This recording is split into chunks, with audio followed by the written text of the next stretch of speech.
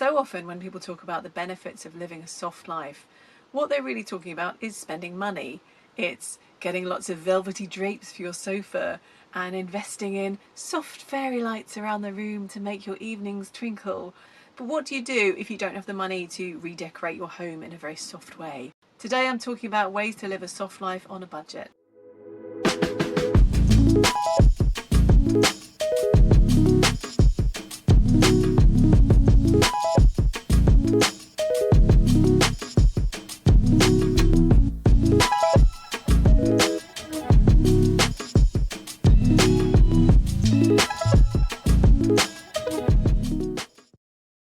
Hi everyone, I'm Rosie Blythe. I'm the author of the Princess Guide to Life book series, and on this channel we talk about everything from finances to spirituality to books to TV to dogs to everything in between. So today I have for you 10 ways that you can live a softer life without spending much or any money.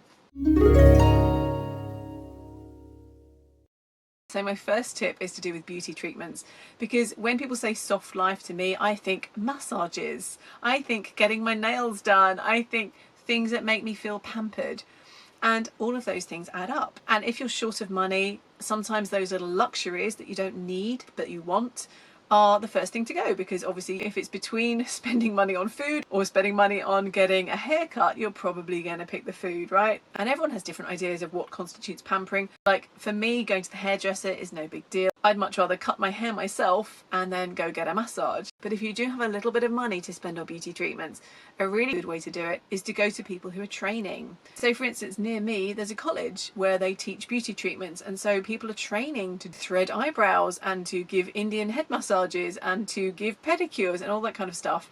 And it's so cheap. It may take a little bit longer because they're very, very careful about how they're doing it. I've had some haircuts at local college, and it does take a long time, but they do a good job. And they've got supervisors there to make sure they don't do anything too crazy. And also the fact that it takes a longer time. If you're allowing yourself a day of pampering, then that's probably not a bad thing, right?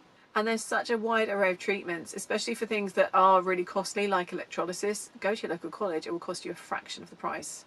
And if you don't have a college where they're teaching it, look out for salons and hairdressers where they have a trainee day, because generally they will have a cut price offer for you. And continuing this theme, why not have a little spa day at home? You can either do it on your own or with friends. And it sounds so silly, but it does make you feel like you're at a spa. All you need is that plinky plonky whale music, a soft robe, soft slippers, and a row of magazines, maybe some snacks.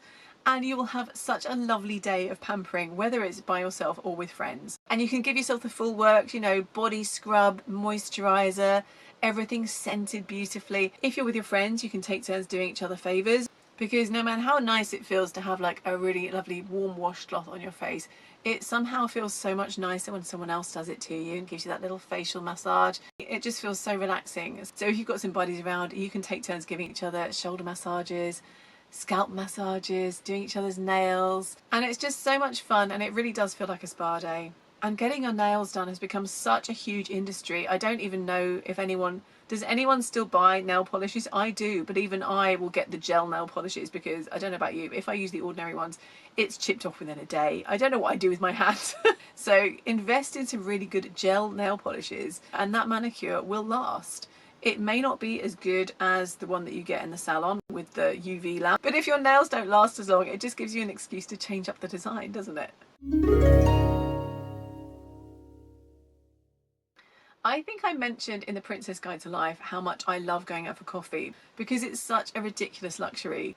You can drink coffee at home for a matter of pence. Like the amount of markup just to go into a cafe and have a bit of whipped cream on top is ridiculous. But that's why, to me, it feels really special. I don't do it very often, so when I do, it's a real treat.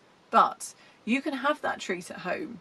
And especially if you have a habit of going out with your friends, you can spend a lot of money on coffee. And I think also once you're there, you get that caffeine rush, and it's like alcohol. It makes you go, yeah, I don't care. I'm going to order another one. Who cares?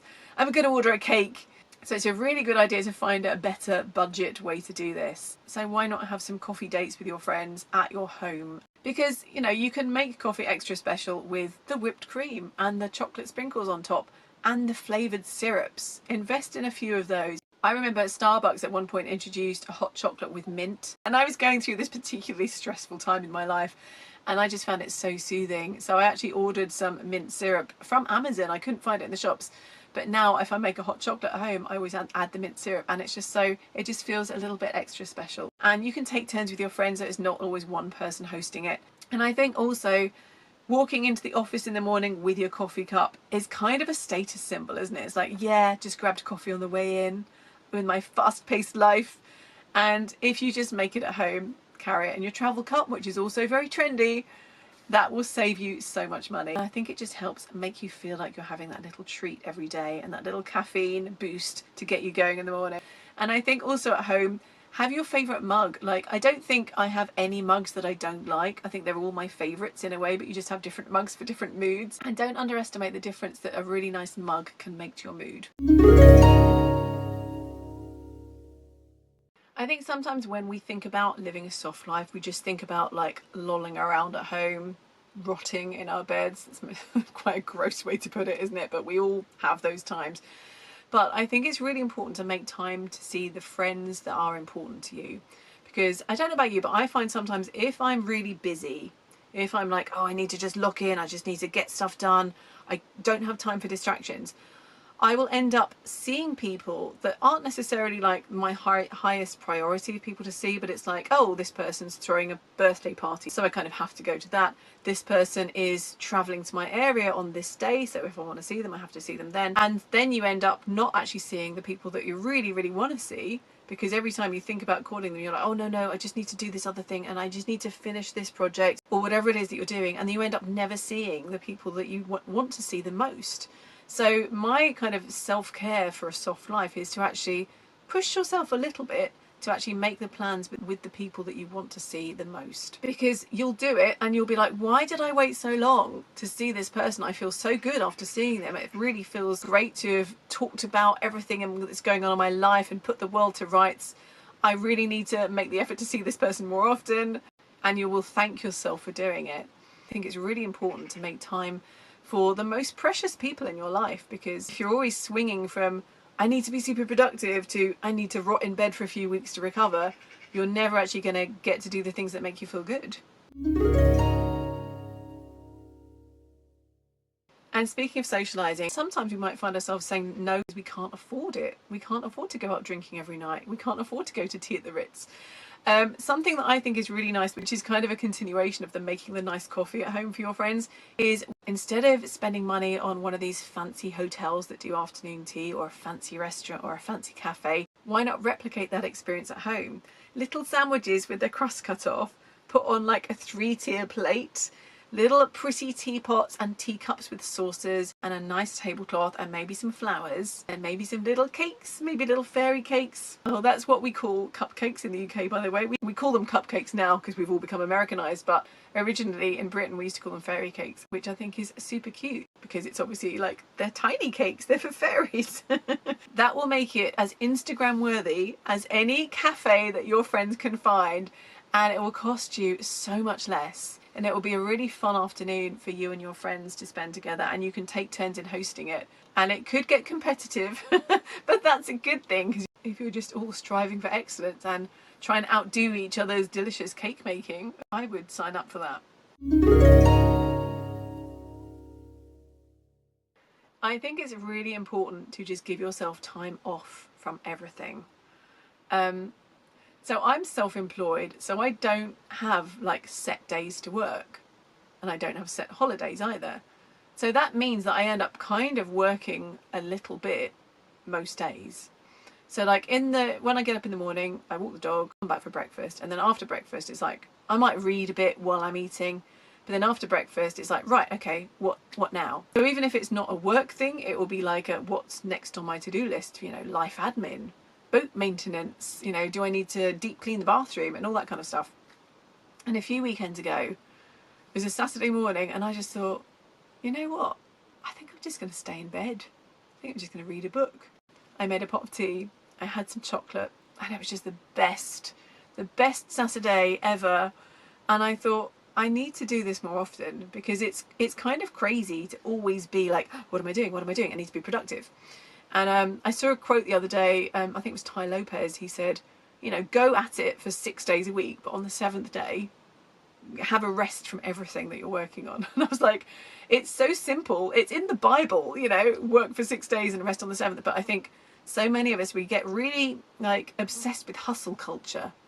And it's like, I've got to do this and I've got to do that.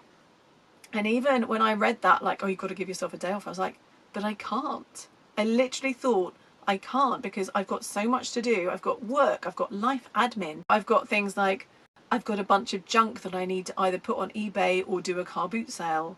So I need to sort that stuff out. I need to touch up the paint on my boat while it's summertime before it gets to autumn and rainy weather and stuff. So all these things, and I'm like, I can't take a break. I can't stop because time is going to march on. And it's like, you know what? You can stop, because if you do that, afterwards you're going to be so much more refreshed and relaxed that you're going to be twice as productive as you would be if you just tried to power through. So I'm talking to myself here, but I hope that other people will find this helpful too. You can take a day off per week and just relax and recuperate and refresh yourself. When it comes to exercise, I think it's really important to exercise. It, you know, it keeps you fit, it releases endorphins, it makes you feel good. But you don't have to go hell for leather on the treadmill every day. You don't have to be pumping iron. You don't need to be watching these Instagrams where people are getting up at 5 and chugging green juice and lifting weights and before going to work in their finance job for 12 hours or whatever it is. When it comes to keeping fit, I think sometimes less is more. And doing something that you enjoy, that you're not having to force yourself to do, is going to, again, it's going to work out so much better in the long run, because you're not going to give up because you're exhausted, or just, you know, put down those weights one day and then go, oh, I just feel sick at the thought of doing that again. Because I think if you're doing something just to keep fit and not because you enjoy it, it's not going to last. Or if it does, you're going to be like trying to make yourself do it. So find something that you really enjoy, like swimming, or even just walking, just like an amble through the woods, breathing in the fresh air and looking at all the different shades of green. That's going to do so much more for you than running on the treadmill for half an hour and going on the rowing machine until you're sweating. Like, that's great sometimes if you're in the mood, and if you get the right pumping music, I think you can really enjoy that kind of stuff. But if you're not in that mode, it is okay to have a more relaxing, even the word workout sounds so kind of full on, doesn't it? But just that like little exercise session. It doesn't need to be hot yoga. Regular yoga is fine. It doesn't need to be sprinting. Going for a little jog is fine. And also I think just getting outside is so good for you. And I read actually just this week that walking in new areas makes you more creative. And I was like, oh, that's why I've always got too many ideas that I'm never going to have enough time to do, which is why I so often feel overwhelmed with all the stuff I need to do. But that's another story. It's another video. Because when I'm walking my dog, I've mentioned this before in my videos about living on a boat, the fact that we move to different places, and I love getting to walk in new areas. And even when we know an area, sometimes I'll just drive us like 10 minutes further away so that we get to go somewhere new, because I just love it. I find it so refreshing. Quite literally, I find it refreshing to my soul to walk in a different area and just look at different things. So if you are sick of trying to push yourself at the gym, maybe just go for a walk in a neighborhood that you've never been before. If you feel like it's safe for you, then a walk in the woods is so restorative, and it will do more for your psyche than that spin class will.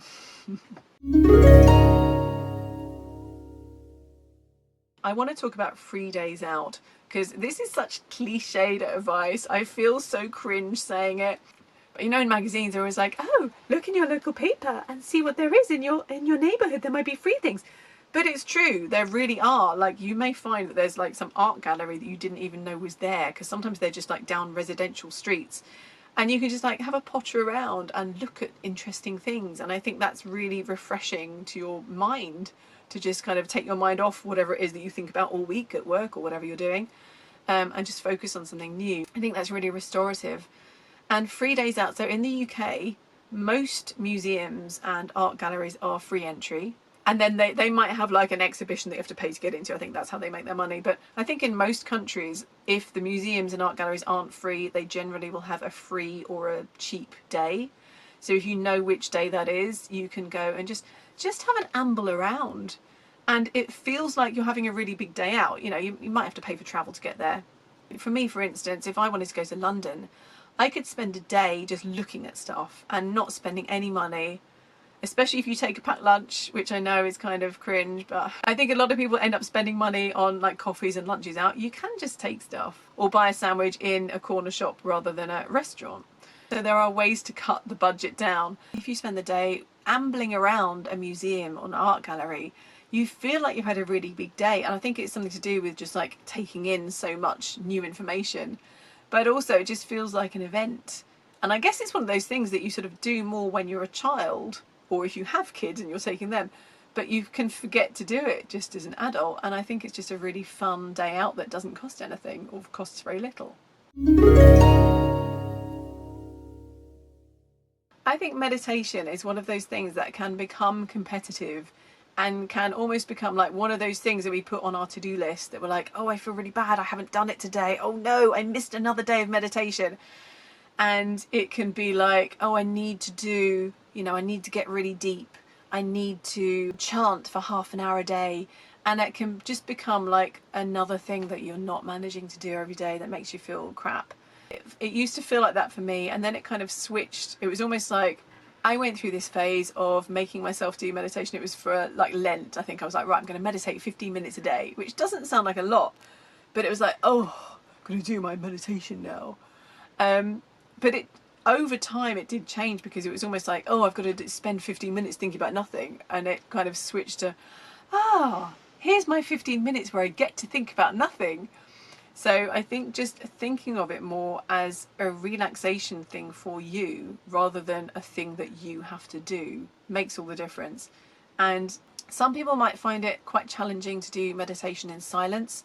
I really like YouTube meditations. Like binaural beats I find are really good and relaxing for just like nothingness. If you look into these, they're like frequencies that sort of get your brain into a particular mode. I find them really useful. If I listen to them when I sleep, I do wake up in a more cheerful mood than I would in general, I think. So that's my very unscientific anecdotal evidence that they work. But or even just like listening to bird song or something on YouTube, if it's not something you can listen to in your particular environment, I think that is really beneficial. So just a few minutes a day of just like, you know what, I'm going to give myself time to breathe right now. And it's not me trying to achieve something with that. Think of it as like, this is my time. I'm doing myself a little favor here. I'm giving myself just a few minutes of nothingness. It's almost like just switching your attitude about like, it goes from something that you have to do to something that you want to do. I've found it really beneficial. Finally, this one is about giving yourself permission to consume media that is just pure pleasure. So let me explain what I mean by this. I like self-help books so much that I write them sometimes. But I do also love a trashy thriller, because who doesn't? But I find sometimes that I'll have like a list of books that I feel like I should read. So like maybe it's the trendy book that everyone's talking about that I feel like, oh, I should probably read that. Or maybe it's like a self-help book that I think, oh, I should read that because that looks like it'd be really useful for me. Or a classic that everyone's read except me. I only got around to reading Jane Eyre, I think last year, and I loved it. And I was like, why did I wait so long? And there are so many other classics that I haven't got around to yet, but sometimes trashy thrillers win. And sometimes they'll just be like a book maybe someone's lent me. They're like, oh, you must read this. So sometimes for me, reading can be a bit of a guilty thing. And I'll either be struggling through a book I'm not really enjoying, or feeling guilty that I'm reading a book that I am enjoying and I'm not reading the others. And just recently, I think I'd finished listening on an audiobook to something that I didn't love, but I was like, no, I'm going to see it through. And then afterwards I was like, I'm going to treat myself. I'm going to just pick books that I know I'm going to love. I don't care how trashy they are. And choosing books purely for pleasure, it made me realise how much your life is enhanced, or not, by your choice of books. I listen to a lot of books. If I'm walking the dog, unless we're walking with friends, I'll probably have an audiobook playing. When I'm, washing up, cleaning up the kitchen, doing housework, stuff like that, I'll always have an audiobook playing, because why not? So I get through quite a lot of books that way. When I was listening to books that I couldn't wait to get back into, it really motivated me. I was like, instead of being like, oh, the dog wants to go for a walk again, I'd be like, yeah, let's go for a walk, then I can listen to my book. And like even stuff like washing up, it was like, yeah, I get to listen to my book again. And I realised how much of a difference it makes, as opposed to when I'm listening to something that I'm not really into and I'm like, oh, I guess I should probably get through another chapter of that really worthy self-help tome or whatever it is that I'm reading. And I think it's the same actually with like TV and films. There are like movies that I haven't seen. I know I should watch them because they're classics, or everyone else has seen them, or they're the, you know, the in film right now, but it's just like a film that I'm not into. You're not going to be interested in every movie that is tipped for the Oscars, are you? You're not going to be interested in every TV series that is going viral on Twitter. And I think it's really important to just give yourself permission to only consume the media that you're interested in, because life is short. Like, we're never going to have time to watch every movie and read every book, listen to every album. So you've got to choose, and I think it's really crucial to choose what you want, because it really does enhance your life. If you are watching a TV series that you love, you know, every evening when you get your dinner and you're like, yeah, I'm going to watch the next episode, it's going to make you feel so much happier. Even during the day when you're at work, you're like, season finale tonight. Whereas if you're watching stuff that you're not really interested in and you're like getting through it because your friends said, oh no, it gets good and all that kind of stuff, like sometimes it's worth persevering with stuff that you don't love immediately. But I think especially if your life is going through a tricky patch, just let yourself read and watch and listen just for fun. And I don't care if that means you read the entire set of Twilight books and then go back and start again. Like, if that makes you feel good, you should do that. Because life is too short to read and listen and watch stuff that other people have told you that you should. So those are my tips for living a soft life. And if you feel like you're too soft now, I do have a counterpart video coming up next about being tough on yourself, tough self-love. So look out for that coming soon. But if that's not your cup of tea, I'm sure you'll find other videos on this channel that you'll enjoy. So thank you so much for liking the video. Thank you for subscribing to the channel, and I'll look forward to seeing you next time. Bye.